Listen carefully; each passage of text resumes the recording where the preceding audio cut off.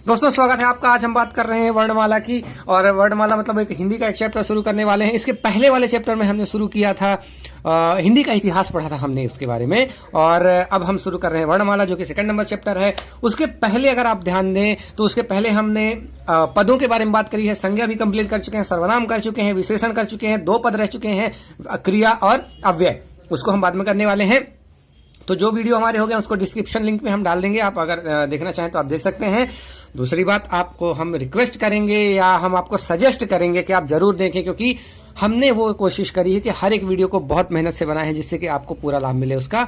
तो आप अगर देखते हैं तो आप 15-20 मिनट का जितना भी वीडियो देखते हैं आपको बहुत नॉलेज मिलने वाला है, इसलिए प्लीज आप जरूर देखें। या आप रिक्वेस्ट समझ लीजिए या सजेशन समझ लीजिए, जो भी समझ लीजिए, आप देखें जरूर, आपको बहुत फायदा मिलने वाला अगर आप एमपी व्यापम में हिंदी का पेपर अटेम्प्ट अच्छे से करना चाहते हैं तो।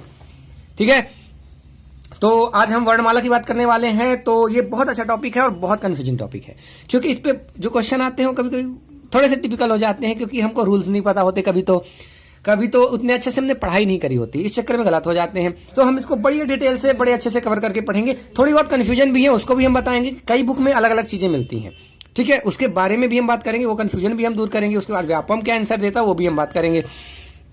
ठीक है, तो शुरू करते हैं। और ये टॉपिक बहुत इंपॉर्टेंट है, क्योंकि हर एग्जाम में, पिछला वाला जो हमारा वीडियो था हिंदी के इतिहास के बारे में बात करी थी, वो मेनली एसआई के लिए था, लेकिन ये वाला जो वीडियो है ये सबके लिए। कोई भी एग्जामिनेशन आप तो अगर हिंदी आ रही तो इससे क्वेश्चन जरूर आएंगे 2 से 3। ठीक है, तो शुरू करते हैं। सबसे पहले आपको एक चीज समझानी है कि ध्वनि और वर्ण में आपको अंतर समझना चाहिए। ठीक है, एक लिपि होती है, लिपि के बारे में हमने पिछली बार में बात की है, उसके बारे में आप देखें भाषा और लिपि में क्या अंतर है। हम ध्वनि की बात अगर करें तो जो भाषा, जो हमारे बोलने की चीज है, उसकी जो सबसे छोटी इकाई हो सकती है वो कहलाती है ध्वनि।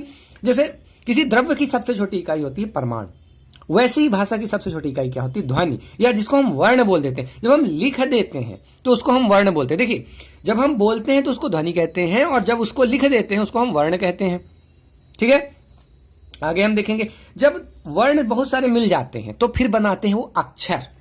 तो वर्ण से मिलके बनता है अक्षर, अक्षरों से मिलके, बहुत सारे अक्षरों से मिलके बनता है पद, जिसको कि हम शब्द भी कहते हैं। और जो पद 5 तरह के होते हैं, हम बात पहले ही बता चुके हैं, संज्ञा, सर्वनाम, विशेषण, क्रिया और अव्यय, ये 5 होते हैं पद, यानी कि शब्द। उसके बाद पदबंध, इन शब्दों का एक समूह होता है, 2-2 शब्द, 3-3 शब्द मिलके पदबंध बनते हैं। उसके बाद फिर पदबंध मिलके उपवाक्य बनाते हैं, और उपवाक्य मिलके फाइनली वाक्य बनाते हैं। ठीक है, तो आपसे ये क्वेश्चन जरूर पूछा जा सकता है, वाक्य की सबसे छोटी इकाई कौन सी है? तो आप क्या बताएंगे? ध्वनि या फिर वर्ण। ध्वनि जो हम बोलते हैं, वर्ण जो हम लिखते हैं। ठीक है, एक ही चीज है, जब अपन उच्चारण करते हैं तो ध्वनि, जब लिखते हैं तो वर्ण। ठीक, अब वर्ण की बात कर बोले तो वर्ण भाषा की जो सबसे छोटी इकाई है। चलो, बहुत अच्छी बात है। वर्णमाला क्या है? अब वर्णों को हमने एक अरेंज कर दिया है, एक लिस्ट बना दी है ऐसे ऐसे, जैसे जिसको हम 12 खड़ी भी कभी कभी बोलते हैं, या कखा गंगा, 12 खड़ी तो अलग चीज हो गई, कखा गंगा अंगा चा जा, ये वाली जो हम चीजें बोलते हैं ये होती है वर्णमाला। तो वर्णों का एक जो व्यवस्थित समूह होती है उसको हम बोलते हैं वर्णमाला। अब देखिए, पहले हम जान लें कि स्वर कितने होते हैं, व्यंजन कितने होते हैं, उस हिसाब से हम बात करेंगे। अब देखिए, स्वर में थोड़ा सा गड़बड़ है। कहीं पे हमको 10 स्वर मिलते हैं किसी बुक में, उसी बुक में ऑब्जेक्टिव जब हम करने जाते हैं तो 11 स्वर मिलते हैं। तो इसके बारे में थोड़ा आप और रिसर्च करिए। मेरे को थोड़ा सा कंफ्यूजन है, क्योंकि इसमें डिटेल में 10 स्वर दिए हुए हैं, बाकी वहां 11 स्वर दिए हुए हैं, और आंसर जो आते हैं, आंसर की जो आती है उसके हिसाब से 11 स्वर होते हैं, लेकिन बुक में 10 स्वर दिए हैं। अब ये मैं आप पे छोड़ता हूं, आप इसके बारे में थोड़ा देखें और अपने हिसाब से डिसाइड करें। ठीक है, तो अब अगर हम बोल रहे हैं कि मानक वर्णमाला, देखिए 2 तरह की वर्णमाला के दिए हुए हैं बुक में। एक दिया है मूलतः यानी कि मानक वर्णमाला, और एक कुल वर्णमाला। तो मानक वर्णमाला को हमने 2 पार्ट में बांट दिया है, एक है उच्चारण के आधार पर और एक है लेखन के आधार पर। देखिए, उच्चारण और लेखन के आधार पे अलग अलग क्यों है? क्योंकि होता यह है, उच्चारण हम कई बार बहुत सारी चीजों को एक जैसे उच्चारित कर सकते हैं, लेकिन लेखन में हम बदल बदल के लिख देते हैं। अभी हम देखेंगे कैसे। उच्चारण में कुछ एक वर्ण होते हैं हम जब बोलते ही नहीं है, लेकिन लिखने में हम जरूर लिखते हैं उनको। ठीक है, जब उनको जो लिखते हैं, जैसे ये हो गया री, हम उच्चारण तो री करेंगे ना भाई, तो ये रा बन रहा है एक्चुअली में, लेकिन लिखने में हम इसको ऐसे लिख रहे हैं। तो ये फर्क पड़ते हैं। ये जो 2-3 वर्ण होते हैं ये उच्चारण में तो नहीं आते, लेखन में आ जाते हैं। ठीक है, अब आगे चलते हैं।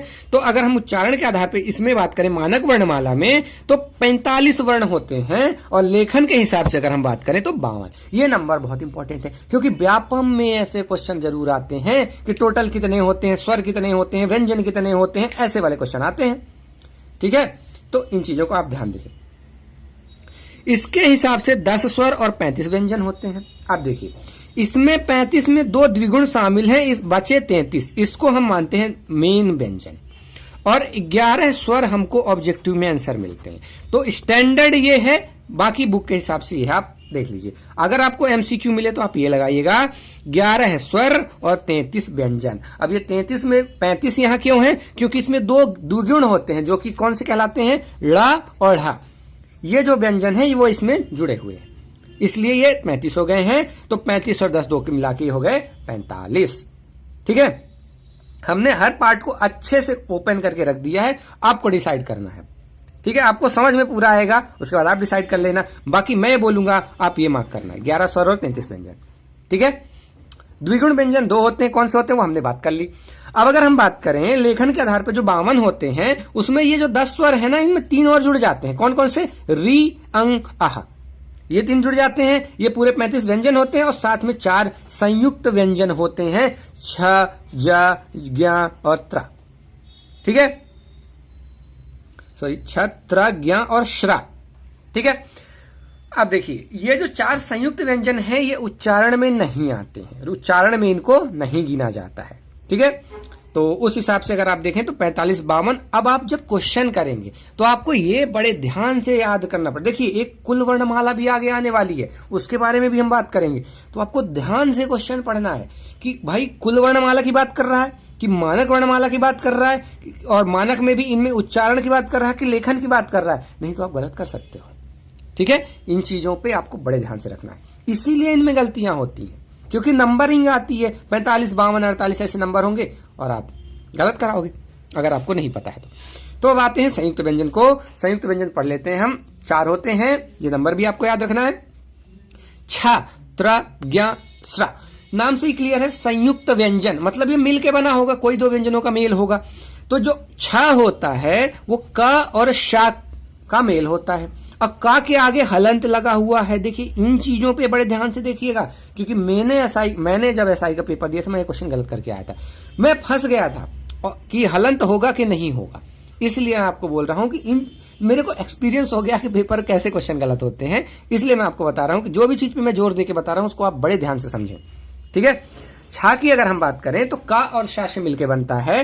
तो त्रा की बात करें तो ता के बाद रा मिलके बनता है। ज्ञा की अगर हम बात करें तो जा और इया बोलते हैं ना, इसको चा छा जा जा इया, हम इया बोलते हैं, आप पता नहीं क्या बोलते हैं, जो भी बोलते हैं। श्रा की अगर बात करें तो शा और रा। एक चीज और आपको याद रखनी चाहिए कि जब आप वर्णमाला की बात करेंगे या 12 खड़ी जो भी आप बात करेंगे तो इसका नंबर कहां पे आएगा भाई, तो देखिए ये का के बाद आएगा, ये आपको याद रखना है। ये का की लाइन के बाद आएगा, इसको स्पेशली नहीं लिखा जाता है 12 खड़ी में। ठीक है, इसका कोई अर्थ वो नहीं होता, लेकिन जब आप डिक्शनरी 12 खड़ी में गलत बोल गया, डिक्शनरी की अगर आप बात करो, जब हिंदी के डिक्शनरी में आप ढूंढने जाओगे तो ये 6 कहां मिलेगा, ये 6 आपको मिलेगा का के बाद, ना कि वहां। जब आप छात्राज्ञा वहां नहीं मिलेगा आपको, लास्ट में नहीं मिलेंगे, ये का के बाद मिलेगा, ये ता के बाद मिलेगा, ये जा के बाद मिलेगा, और ये सा के बाद मिलेगा। इस पे भी क्वेश्चन आ सकते हैं कि जा अगर आपको ढूंढना है 12 खड़ी में तो आप किस वर्ग में जाओगे, डिक्शनरी में कहां ढूंढोगे, ता की लाइन में, जा की लाइन में, सा की लाइन में या का की लाइन में। तो ये चीजें आप समझें। ठीक है, मैं कोशिश कर रहा हूं हर चीज आपको समझाऊं, रटना ना पड़े आपको। ठीक है, ये चीज आपको समझ में आई होगी। अब अगर हम बात करें कुल वर्णमाला की आते हैं तो इसमें थोड़े से नंबर बढ़ जाते हैं। उच्चारण पे वहां 45 थे, यहां 47 हो गए। यहां 47 क्यों हो गए, क्योंकि 2 आगत व्यंजन यहां जुड़ गए। और ये आगत व्यंजन कौन से होते हैं, जा और फा। अब थोड़ा सा और ध्यान दीजिए आप, जा के नीचे एक बिंदी लगी हुई है, फा के नीचे भी बिंदी, ये अरबी वर्ड होते हैं। ठीक है, अरबी फारसी वर्ड होते हैं ये। तो ये 2 आगत व्यंजन जब जुड़ जाते हैं तब कुल वर्णमाला में 47 हो गए अब तो। और ये जो 52 थे ये 55 हो गए। 2 ये जुड़े, देखिए 3 यहां जुड़े, ठीक है, तो जब ये 3 जुड़ गए तो ये 52 से हो गए क्या 55। ओके ओके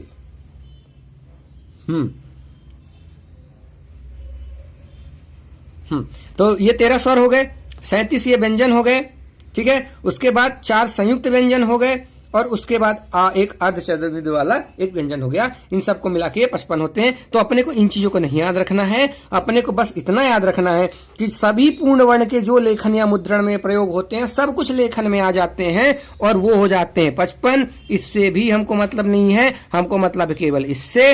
और यहाँ पे हमको जरूरी है क्योंकि ये मानक वर्णमाला है और जब मानक वर्णमाला है तो उसका हर चीज इंपॉर्टेंट है, तो आप इसको उस हिसाब से देख लेंगे। 10 स्वर होते हैं, लेकिन अगर पेपर में आए तो फिर 11 आप लगाना, क्योंकि पेपर में आंसर 11 ही देता है और जो व्यापक आंसर देता है वही मानता है, ठीक है। उसके बारे में मैंने आपको बोल रखा है, आप देख लें थोड़ा सा। चलिए आगे आप चलते हैं, हम स्वरों का वर्गीकरण करते हैं कि स्वर भाई कितने टाइप के होते हैं। तो स्वर जो है मेनली 4 तरह के होते हैं भाई।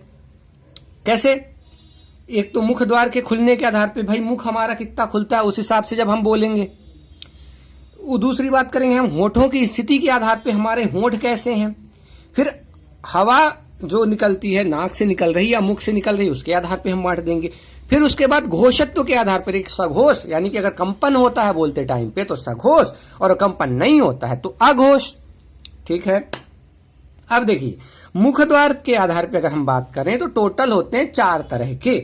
एक होता है विवृत, एक अर्ध विवृत, एक अर्ध संवृत, एक होता है संवृत। अब समझते हैं हम क्या होते हैं। देखिए विवृत का मतलब है कि मुख द्वार पूरा का पूरा खुलता है। जैसे कि आ, जब आप आ बोलेंगे, आप बोल के देखिए, आप उच्चारण करके देखिए, आप पाएंगे कि आपका मुंह पूरा का पूरा खुला हुआ है, तो वो हो जाते हैं विवृत में आ जाते हैं। अर्ध विवृत में क्या होते हैं, आधा खुलता है। जैसे अ ए ओ, जब आप इनको बोल के देखेंगे, आप उच्चारण करके देखिए, आप देखेंगे अर्ध। देखिए ये जो चैप्टर हम पढ़ने वाले हैं इसको आप पढ़ते टाइम उच्चारण जरूर कीजिएगा, तभी आपको याद रहेगा, अदरवाइज गड़बड़ हो सकती है। उच्चारण आप करेंगे तो आपके दिमाग में बैठ जाएगा, हाँ यार ये उच्चारण मैंने किया था। अर्ध संवृत की बात करें, देखिए ये होता है ओपन। विवृत का मतलब, संवृत का मतलब होता है क्लोज्ड। ये थोड़ा सा आपको ध्यान देना है। तो ये हिंदी का वर्ड है। अर्ध संवृत का मतलब होता है आधा बंद, और इसमें आते हैं ए ओ। अब ये बड़ी कंफ्यूजन हो गई भाई, आधा खुला बोलो या आधा बंद बोलो, है तो एक ही चीज। क्या आप आधा खुला को आधा बंद नहीं बोल सकते, या आधा बंद को आधा खुला नहीं बोल सकते? बिल्कुल बोल सकते। तो क्या अंतर है भाई इनमें बताओ। अंतर ये है कि जब आप इसकी बोलते हैं अ, तो पहले रहता है बंद और फिर खुलता है आधा, इसलिए अर्ध विवृत कहलाता है, यानी आधा खुलने वाला। इस कंडीशन में जब आप बोलेंगे तो पहले रहता है खुला, और जब ऐसे बोलेंगे ए तो ये हो जाता है बंद आधा। आप उच्चारण करके खुद ही देखें, इस टाइम पे पहले खुला रहेगा, मतलब बंद रहेगा, आधा खुलेगा, इसमें पहले खुला रहेगा और आधा बंद होगा। इस चक्कर में अर्ध संवृत और अर्ध विवृत, अदरवाइज आधा खुला या आधा बंद है एक ही चीज। फिर आगे बात करें संवृत, यानी कि क्लोज्ड, मतलब पूरी तरह से लगभग बंद, यानी ई ऊ अगर आप बोलते हैं तो लगभग ये बंद रहता है आपका मुंह, तो उस हिसाब से ये संवृत हो गए। तो मुख द्वार के खुलने के आधार पे 4 तरह के होते हैं, हमने देख लिया कैसे कैसे होते हैं। अब देखिए क्वेश्चन यही आएगा, मान लीजिए आपसे पूछ लिया ओ किस तरह का वर्ण है और यही चारों ऑप्शन दे दिए, तो आपको कैसे करना है। आपको बस आपको समझ में आ गया इनका मतलब क्या है, यहां पे बैठ के आपको उच्चारण करना ओ, तो ओ से आपको समझ में आएगा पहले क्या था, खुला, ओ करा, आधा बंद कर दिया मैंने भाई, अर्ध संवृत हो गया। ठीक है, आप जोर जोर से उच्चारण करें ना, वहां पे सुनने दीजिए, जो बोलते हैं बोलते रहेंगे, तो आप करिए वहां पे बढ़िया से उच्चारण। अगर ऐसे क्वेश्चन आते हैं आप गलती नहीं करेंगे। आगे आते हैं, अगर होठों के आधार पे बात करें तो 2 तरह के होते हैं, एक होता है अवृतमुखी, एक होता है वृतमुखी। अवृतमुखी यानी होठ गोलाकार नहीं होते, और इस वाली कंडीशन में होठ गोलाकार हो जाते हैं। जैसे ओ तो वृतमुखी हो जाएगा, होठ गोलाकार हो गए। ऊ भी बोलेंगे तो अब होठ गोलाकार होंगे, आप उच्चारण करके देखिए ना। और जिसमें गोलाकार नहीं होते वो हो जाते हैं अवृतमुखी। अब अगर बात करें कि हवा के नाक या मुख से निकलने के आधार पे, हवा नाक से निकलेगी कि हवा मुख से निकलेगी कि हवा दोनों से निकलेगी, ठीक है, दोनों से ही बात को बोल रहा हूं मैं। निरानुनासिक एक होता है यानी कि मौखिक, एक होता है अनुनासिक। तो निरानुनासिक का मतलब है, यह है निर प्लस अनुनासिक। अनुनासिक का मतलब होता है मुंह और नाक दोनों से निकलने वाला, और निर लग गया मतलब उसका उल्टा, मतलब दोनों से नहीं निकलेगा, हवा केवल किससे निकलेगी? मुंह से। यानी इन आप उच्चारण देखें, अब मैं नहीं कर रहा हूं उच्चारण, आप उच्चारण करके देख लें, क्योंकि जब मैं उच्चारण करूंगा और जो रिकॉर्डिंग होगी उसमें आवाज बहुत बदल जाती है, तो वो बड़ी अजीब सी लगेगी, इसलिए आप उच्चारण करके आप देख लें। तो निरानुनासिक जो होते हैं उसमें जो होता है हवा केवल मुंह से निकलती है, लेकिन जो अनुनासिक होते हैं हवा मुंह के साथ साथ नाक से भी निकलती है। आप इनका उच्चारण करके देख सकते हैं। अगर हम आए लास्ट टाइप पे इसके, तो घोषत्व के आधार पर अगर बात करें, दो तरह की चीजें होती है, एक होता है सघोष, एक होता है आघोष, और सघोष को हम घोष भी बोल देते हैं। घोष, घोष मतलब सघोष ही है। अब घोष का मतलब यह होता है कि जब आप बोलेंगे तो कंपन होगा, अंदर से कंपन होगा। तो अब देखिए, आपको यह चीज याद रखना कि जितने भी स्वर होते हैं सारे के सारे सघोष होते हैं, अघोष होते ही नहीं। आप जब स्वर का उच्चारण करोगे, कोई भी स्वर का उच्चारण करने वाले हो आप, तो कंपन तो होने ही वाला है, और जब कंपन होने ही वाला है मतलब सारे के सारे घोष होने वाले। हम अघोष पढ़ेंगे व्यंजन में, सघोष और अघोष वहां मिलेंगे, यहां पे केवल आपको सघोष मिलेंगे स्वर में। ठीक है, इस तरह से हमारा स्वर वाला पार्ट तो हो गया कंप्लीट।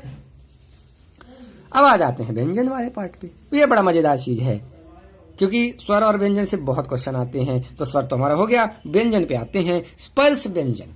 देखिए, व्यंजन का अगर हम वर्गीकरण करें तो मेनली हम तीन तरह से करते हैं। वैसे तो बहुत सारे टाइप होते हैं, लेकिन हम सबका देखेंगे, लेकिन मेनली तीन होते हैं, एक स्पर्श, एक अंतःस्थ, एक ऊष्मा और संघर्षी। अब देखिए, जितने ज्यादातर व्यंजन यानी का वर्ग हो गया, का खा गा घा अंगा, चा छा जा झा इया, ये जो वर्ग हैं ये कहलाते हैं। जैसे जब भी मैं बोलूंगा पा वर्ग, इसका मतलब है पा फा बा भा मा, ये पूरे पा फा बा भा मा, यानी ये पूरे के पूरे 5। ठीक है, जैसे मैं बोलूंगा टा वर्ग, तो टा ठा डा ढा अणा, ठीक है, ये 5। तो उस वर्ग का मतलब है उसकी शुरुआत से लेकर लास्ट तक वो 5 जो भी हमारे वर्ण हैं। ठीक, समझ में आया वर्ग का क्या मतलब है? अब आगे चलते हैं। तो स्पर्श व्यंजन का मतलब ज्यादातर जितने भी व्यंजन हैं सारे के सारे स्पर्श व्यंजन हैं।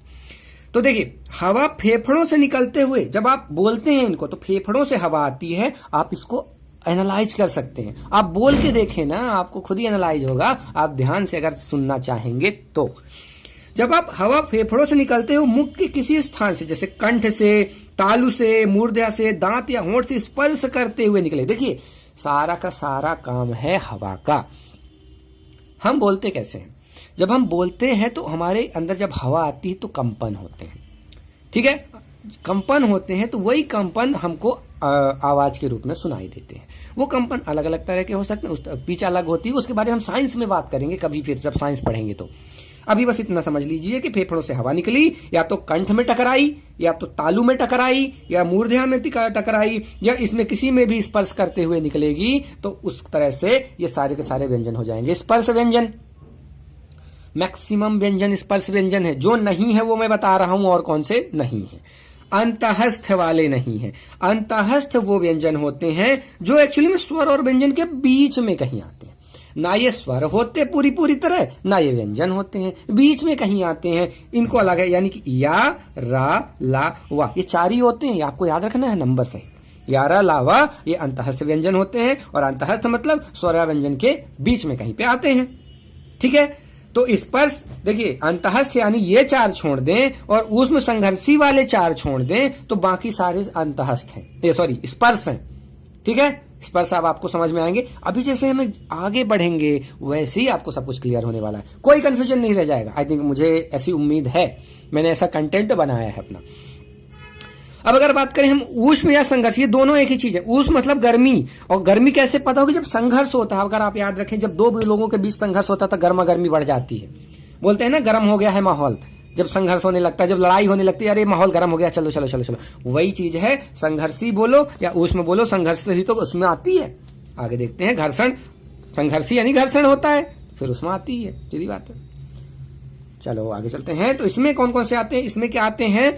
जब आप उच्चारण करते हो तो मुख्य किसी स्थान विशेष पर घर्षण होता है या रगड़ होती है, उस कारण गर्मी पैदा होती। जैसे आप इनको बोले शा शा शा, अब देखिए सा खासा, इसको सा भी बोलते हैं और इसको खा भी बोलते हैं, और इन तीनों में क्या अंतर है ये आपका क्वेश्चन है।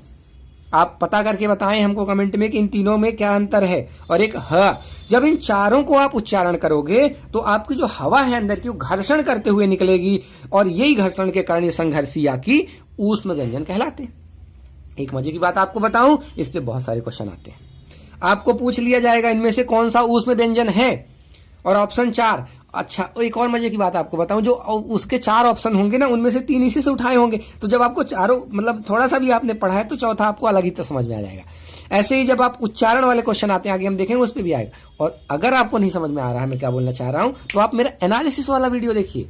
हिंदी पे मैंने जो लेबर इंस्पेक्टर का एनालिसिस अभी करवा रहा हूं, धीरे धीरे मैं एसआई का भी पेपर करवाऊंगा। उसमें हर क्वेश्चन को मैंने बड़े अच्छे से डिस्कस किया है, बड़े अच्छे से ऑप्शन को, हर ऑप्शन को डिस्कस किया है। कोई आंसर अगर सही है तो क्यों सही है, कोई गलत है तो क्यों गलत है, और अगर मेरे को नहीं भी आता तो मैं उसको कैसे सही लगाने की कोशिश कर सकता हूं। तुक्का जिसको बोलते हैं, ब्लाइंड नहीं मारना है अपने को, सोच समझ के कैसे हम लगाते हैं। ठीक है, आप वहां पे देखें, आपको अच्छा लगेगा। तो उस हिसाब से अगर हम देखें तो शाखा शाह ये जो हो गए हमारे ऊष्म संघर्षी, यार अलावा हो गए अंतःस्थ, बाकी जो बचे सारे के सारे स्पर्श। ठीक है, आप यार, हाँ, हम ये जो बात कर रहे हैं केवल 33 की बात कर रहे हैं। आप याद ये रखिएगा, हम 33 की बात कर रहे हैं, हम उच्छिप्त वालों की बात नहीं कर सकते। और ये जो 2 और हमने बताए थे द्विगुण, इनको हम उच्छिप्त व्यंजन भी कहते हैं। इनके बाद बताएंगे हम उच्छिप्त क्यों कहते हैं, पर इनको शामिल नहीं करते, हम 33 की बात करते हैं। ठीक है, आते हैं घोषत्व के आधार पे अगर हम बात करें तो 2 तरह के, वही घोष के आधार पे हमने पहले भी बात करी थी, एक सघोष एक अघोष, जिसको बोलते टाइम पे स्वर में कंपन हो रहा है वही सघोष, और नहीं तो अघोष। तो अब नंबर ये याद रखना है कि जब भी पा वर्ग जो मैंने बोला था, पा फ, जैसे पा वर्ग यानी पा फ बा भा मा, ठीक है। तो अब पहला और दूसरा जो होता है वो अघोष होता है, यानी ये 2 जब आप बोलोगे पा फ, इनमें आपको कोई भी कंपन नहीं होगा। तो हर वर्ग का पहले 2 कौन होंगे, अघोष, और ब भ म जब आप इनको बोलोगे तो कंपन होगा, तो ये लास्ट के 3 होंगे, ये कौन होंगे, साघोष। तो हर वर्ग का, चाहे आप पा वर्ग की बात करो, चाहे आप चा वर्ग की बात करो, चाहे का वर्ग की, का वर्ग में कौन से हैं, का खा गा घा इया, ये 5 आएंगे का वर्ग में। चा में कौन है, चा छा जा झा इया, ये 5 आएंगे। तो इनके जो पहले 2 हैं यानी चा और छा, ये हो जाएंगे आघोष, और बाकी के 3 जा झा इया ये हो जाएंगे साघोष। ठीक है, आई थिंक आपको समझ में आया होगा। आगे चलते हैं प्राणत्व के आधार पे। देखिए 2 तरह के होते हैं, एक होता है अल्प प्राण, एक होता है महाप्राण। बस अंतर इतना है कि जब हम बोलते हैं तो जितना जोर लगाते हैं, बोलते टाइम अगर मैं कम हवा निकाल रहा हूं, ज्यादा जोर नहीं लगा रहा हूं, तो वो क्या कहलाते हैं, अल्प प्राण, और जब मैं ज्यादा जोर लगा रहा हूं वो क्या कहलाते हैं, महाप्राण। ठीक है, तो अल्प प्राण कौन से होते हैं, पहला, तीसरा और 5वां, यानी कि पा फा बा ये अल्प हो जाएंगे, और पहला, तीसरा और 5वां यानी कि पा बा और मा ये अल्प प्राण हो जाएंगे, और फा और भा जो होंगे ये महाप्राण हो जाएंगे। तो आपको याद रखना है कि जब सघोष अघोष की बात होगी तो पहले 2 अघोष, बाकी 3 सघोष, और प्राणत्व की बात करेंगे तो पहला, तीसरा और 5वां जो होगा अल्प, और दूसरा और चौथा महाप्राण। ठीक है, अब आते हैं हम ओके,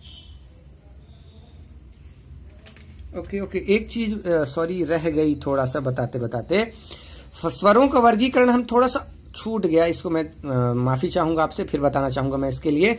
तो स्वरों का वर्गीकरण हम मात्रा, उच्चारण, काल के आधार पे करते हैं, और जीभ के प्रयोग के आधार पे भी करते हैं। कैसे, मात्रा या उच्चारण का मतलब यह है कि ह्रस्व है, कि दीर्घ है, कि प्लुत है। कैसे, जब आप बोलते हो, अगर आप थोड़े समय के लिए बोलोगे तो उसको आप ह्रस्व बोलोगे। कैसे, अ ई उ,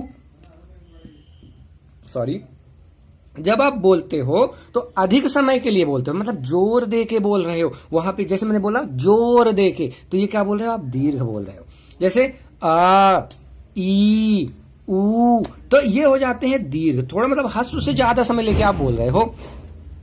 एक होता है प्लुत, ये देखिए मेनली 2 ही होते हैं, एक ह्रस्व एक दीर्घ। ये हम बात करेंगे छंद में भी, वहां पे जब हम गिनती करेंगे लघु गुरु की, तो वहां ह्रस्व और दीर्घ की बात करने वाले हैं हम। रस छंद अलंकार पे हम ऐसा वीडियो बनाएंगे, आपको मजा आ जाएगा। तो अब देखें प्लुत पे अगर हम बात करें तो प्लुत में होता है दीर्घ से भी ज्यादा जोर लगाते हैं। जैसे आपको किसी को बुलाना, ए राम इधर आओ, तो राम को बहुत जोर से हमने बोला ना, तो रा तो आया ही, और मां बीच में ये जो डबल डबल डबल ये आते हैं गुरु का निशान होता है। ठीक है, तो राम इधर आओ, तो बहुत जोर से चिल्ला के हम बोलते हैं ना, तो उस कंडीशन में होता है प्लुत स्वर।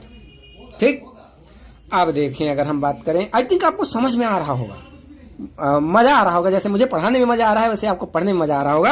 अब आगे हम बात करते हैं जीभ के प्रयोग के आधार पर स्वरों का हम वर्गीकरण करेंगे। तो मेनली 3 तरह के होते हैं, अग्रस्वर, मध्य स्वर, पश्च स्वर। मतलब क्या, जब आप बोलते हो तो जीभ पे कहां पे जोर पड़ता है, अगर आगे जोर पड़ रहा है तो अग्रस्वर, मध्य में जोर पड़ रहा है तो मध्य स्वर, पश्च में पड़ रहा है तो पश्च स्वर। अग्रस्वर कौन से हैं, जैसे ई। आप अब इनका उच्चारण कीजिए ना, और मैं उच्चारण करूंगा अगर, तो थोड़ा सा क्या होता है, देखिए टेक्निकल प्रॉब्लम ये है कि जब मैं मोबाइल से रिकॉर्डिंग कर रहा हूं, अब मैं रिकॉर्डिंग करूंगा तो आवाज बदल जाती है और बड़ा बेकार सी लगेगी आपको सुनने में, इसलिए मैं उच्चारण नहीं कर रहा हूं। आप खुद उच्चारण करें, जब आप इनका उच्चारण करोगे तो आपको समझ में आ जाएगा कि जीभ के अगले भाग से बोला जा रहा है। जब इसका करोगे तो मध्य वाले भाग से, और जब इसका करोगे तो आपको लगेगा कि आप पीछे वाले भाग से बोल रहे हो, इसलिए पश्च स्वर है।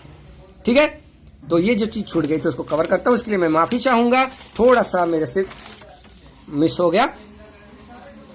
अब आते हैं वर्णों का उच्चारण स्थान, यानी कि ये वर्णों का नहीं, हाँ वर्णों की ही बात कर लें, वैसे व्यंजनों की बात है ये, तो ये हाँ वर्णों का ही है। ठीक है, वर्णों का ही है, क्योंकि स्वर और व्यंजन दोनों आ गए, मतलब वर्ण आ गए। अब देखिए कई तरह से, मेनली 10 तरह से हमने बांट दिया है हम उच्चारण कैसे करते हैं। और बात इन टाइप, देखिए स्पर्श व्यंजन की हम बात कर ही चुके हैं, ठीक है, स्वरों की बात हम सब कुछ कर चुके हैं, हम उच्चारण देख रहे हैं, और ये याद रखना है आपको।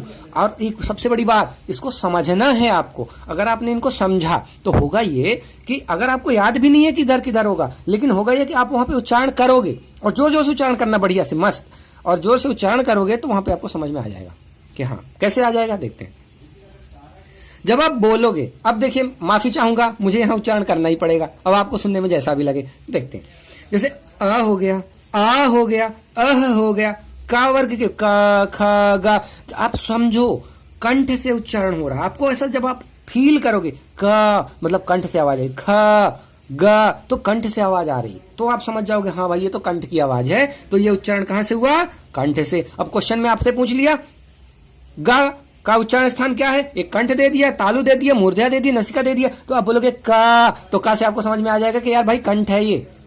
ऐसे आपको समझना है और ऐसे आपको एग्जाम में करना है। अब आगे आए, पहले तालु समझ लेते हैं फिर इसको समझेंगे।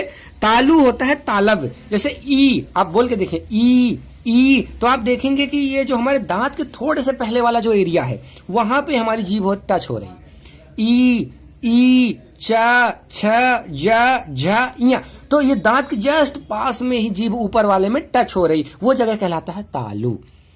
तो ठीक है, अगर आपको कंठ समझ में आ गया, तालु समझ में आ गया कि दांत के पास में जो जब जीभ टकराएगी तो वहां होगा तालु, तो आप कोई भी क्वेश्चन आए ना, आपसे पूछ लिया ला, तो आप बोलोगे ला बोलोगे, तो आप देख रहे हो तालु में टकरा रही है, तो बस तालव्य वाला आंसर है, हो जाएगा। आप देखिए ये जो 2 वर्ड हैं ये कंठ और तालु दोनों के बीच में आते हैं। ए, तो जब आप इनको ना तो तालु पे टकरा रहा है एक्चुअली में, ना कंठ में आ रहा है, दोनों के बीच में आ रहा है, इसलिए ये ज्यादा इंपॉर्टेंट हो जाता है, ये वाले क्वेश्चन में ज्यादा आते हैं, क्योंकि इनको तो आप पहले पहचान जाओगे, बोल के ही पहचान जाओगे कि तालु है ये कंठ है, लेकिन इनको पहचानने के लिए आपको थोड़ा सा सेंस लगेगा, या तो आप रट लो या फिर आप प्रैक्टिस कर लो 10-20 बार ए और ए बोल के देख लो कि हाँ यार कंठ और तालु के बीच में आ रहा है, तो ये हो जाएगा कंठ और तालु। फिर उसके बाद आगे देखें मूर्धा, तो मूर्धा देखिए जो हमारा तालु था उसके और अंदर चले जाए, जब आप उच्चारण करेंगे टा वर्ग यानी ठ ड ढ, आप देखेंगे आपकी जीभ अंदर टकरा रही है, जो आप उच्चारण करके देखें तो जो तालु था उसके भी अंदर टकरा रही है, यानी कंठ के थोड़ी सी बाहर वहां पे टकरा रही है, तो वहां पे जब टकराएगी तो हो जाएंगे मूर्धा। नसिका क्या होते हैं, नाक से निकलती आवाज, अंग ना मा, यानी कोई भी जो वर्ग है, पापा बाबा मा, चाचा चाचा इया, टाटा टाटा अणा, तो जो लास्ट वाला वर्ड होता है, हर वर्ग का लास्ट वाला वर्ड नसिका में आता है, जैसे अंगा इया जो भी अपना आता है, आपको देख सकते हैं।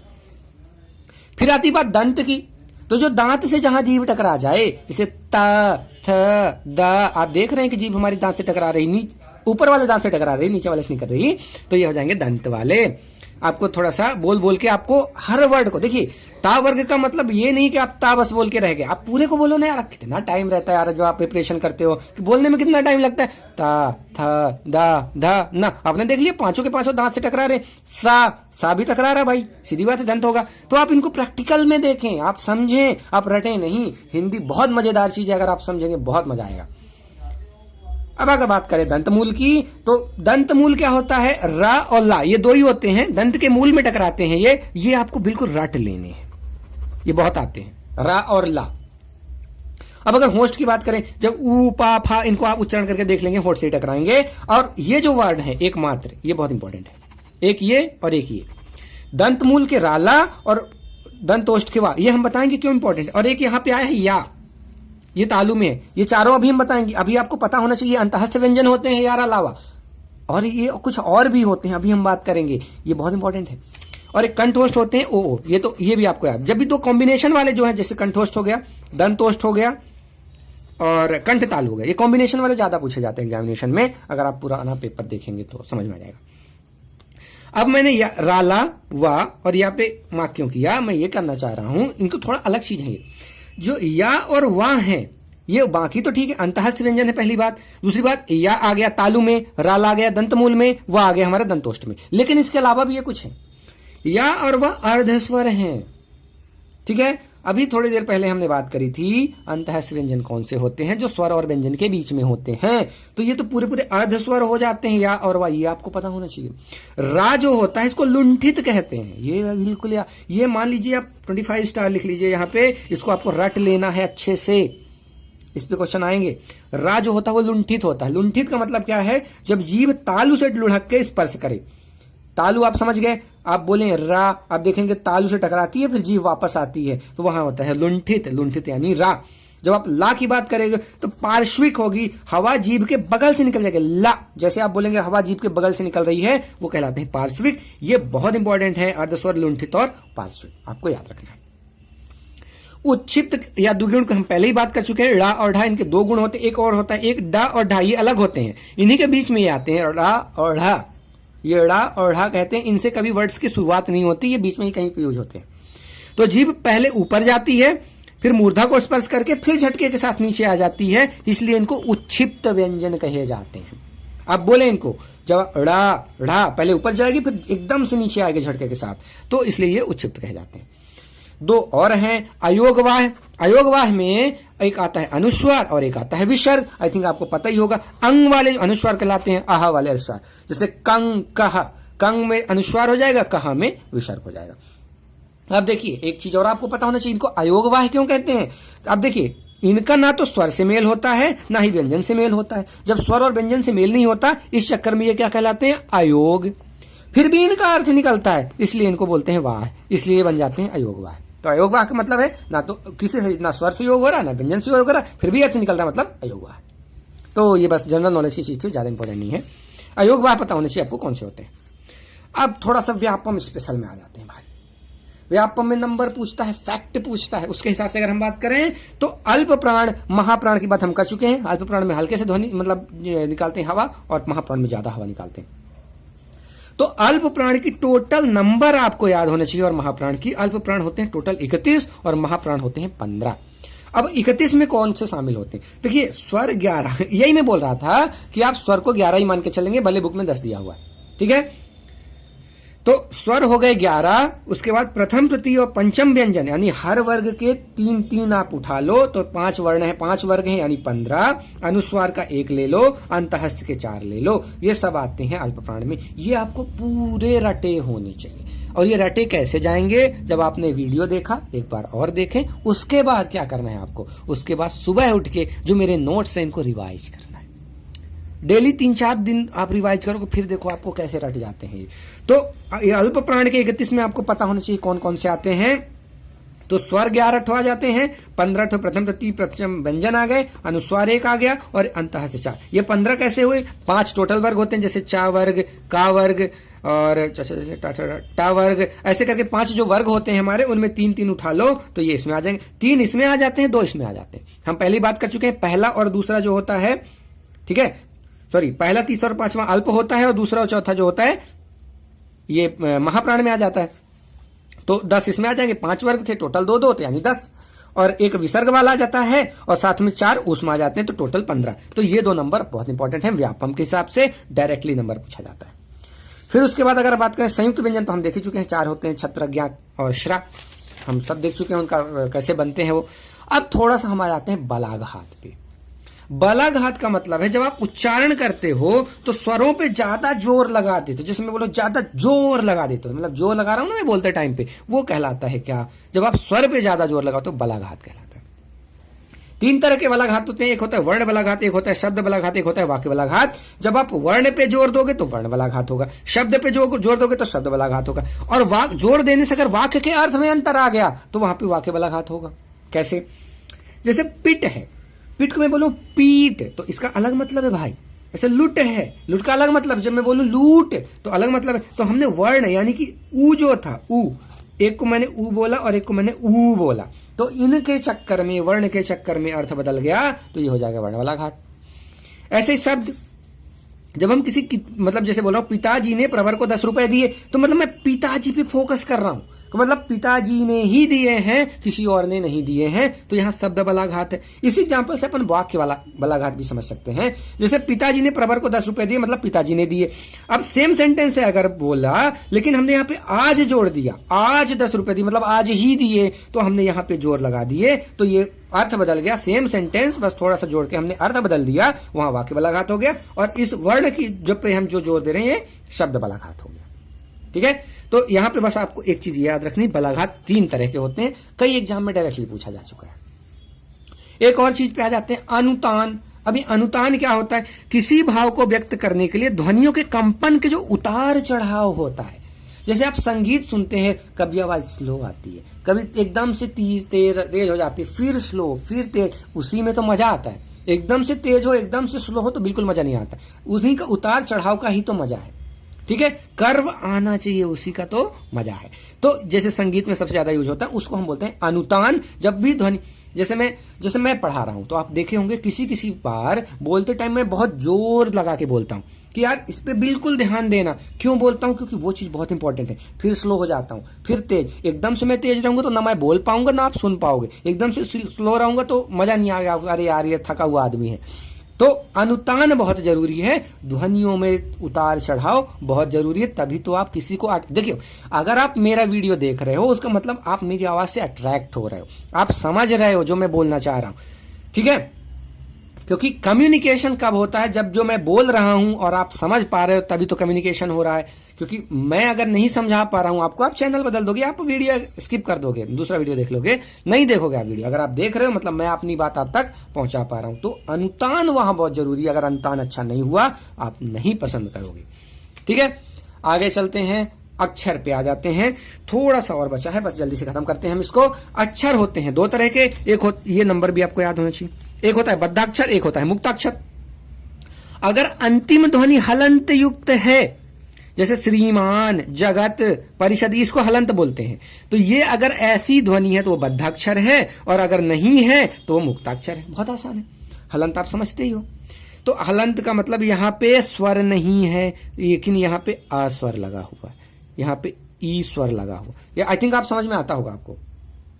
ठीक है, समझ रहे हैं आप? चलिए, और युग्मक ध्वनि और व्यंजक गुच्छ में क्या अंतर है? देखिए, जब कोई व्यंजन वर्ण स्वयं से ही संयोग कर लेता है, जैसे का और का से संयोग हो गया, बन गया पक्का। ठीक है, पक धन का मिलके बन गया पक्का, तो ये हो गया क्या? युग्मक ध्वनि। ऐसे कुत्ता और खट्टा, जब भी बीच में आपको ये आधा दिखेगा ना, ऐसे वाला डबल डबल दिखेंगे, ये डबल डबल, तो ये क्या हो जाते हैं? युग्मक ध्वनि। युग्म नाम से ही क्लियर है, युग्म है ये। व्यंजन गुच्छ क्या होता है? जब व्यंजन वर्ण किसी अन्य वर्ण से, अब भाई जब अलग वाले वर्ण से यूज करे बनेगा तो बीच में ये डबल नहीं बन पाएगा। जब डबल नहीं बन पाएगा तो वो ऐसा बनेगा, और ऐसा बनेगा तो ये क्या कहलाता है? व्यंजन गुच्छ। तो युग्मक ध्वनि और व्यंजन गुच्छ में आपको अंतर पता होना चाहिए। एक तो डबल डबल दिखता है तो वैसे युग्मक हो गया, बाकी व्यंजन गुच्छ है।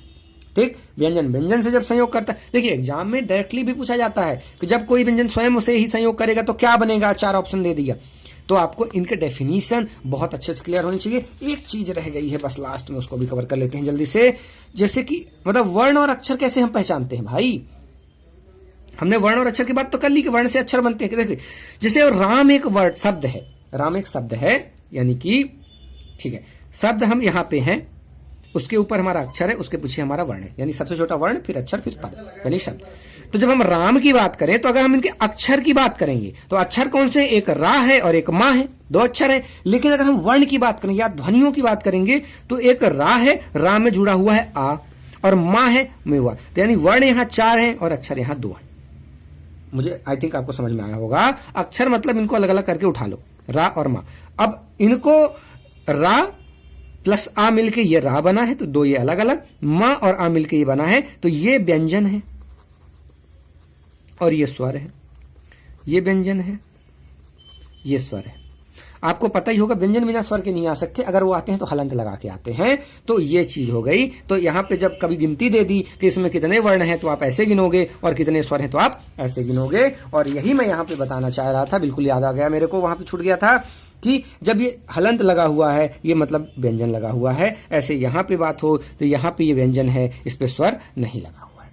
तो इस तरह से हमारा ये पार्ट जो वर्णमाला और ये स्वर व्यंजन सब कुछ कंप्लीट होता है। बस आपको यहां पे याद रखना, स्वर को आप 11 मान के चलेंगे, ठीक है। व्यंजन को आप नॉर्मली 33 मान के चलेंगे, आप गलती नहीं करेंगे, ठीक है। और इस तरह से हमारा कंप्लीट होता है। आई थिंक हमने कोशिश करी है, देखिए 40 मिनट हो चुके हैं, हमने कोशिश करी थी कि 20 या 25 मिनट में बन जाए, लेकिन समझाना इतना ज्यादा पड़ता है कि आप 40 मिनट हो चुके हैं। तो अब ज्यादा टाइम वेस्ट ना करते हुए हम खत्म करते हैं। आप कमेंट करके जरूर हमको बताएं कि आपको कैसा लगा, जिससे हम आगे के वीडियो बना पाएं। धन्यवाद।